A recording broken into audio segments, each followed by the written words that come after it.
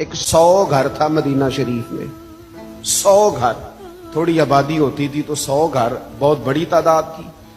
100 گھر کے اندر 2 وقت کھانا بھی جاتا تھا، کپڑوں کا خرچ بھی ملتا تھا ان غرباء کو، اور مدینہ میں محبوب کے شہر نور میں کون دے جاتا تھا پتہ کوئی نہیں۔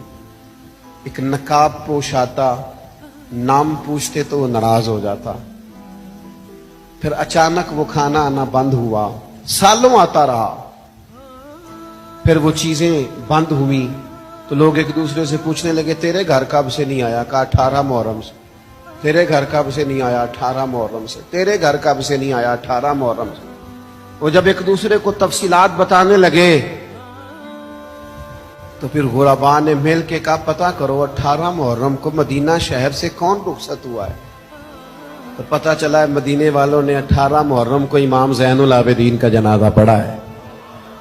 محبوب پاک صلی اللہ علیہ وسلم کی اولاد پاک کے یہ شہزادے 100 گھروں میں کھانا پہنچاتے تھے چہرے پہ نقاب ڈال کے، اس لیے کہ تصویروں کا شوق نہیں، اخبار کی سرخیوں کا ذائقہ نہیں، فیس بک کا پیج چلانے کے شوقین نہیں۔ یہ لوگ ان ساری چیزوں سے بے نیاز، رب کو راضی کرنا ہے، اللہ کی رضا کے لیے کام کرنا ہے، پیچھے پیچھے رہ کے، پیچھے ہٹ کے، بیک پہ رہ کے، تھوڑا سا دور ہو کے، کسی کو پتہ نہ چل جائے، کسی کو خبر نہ ہو جائے میرا اور میرے رب کا معاملہ۔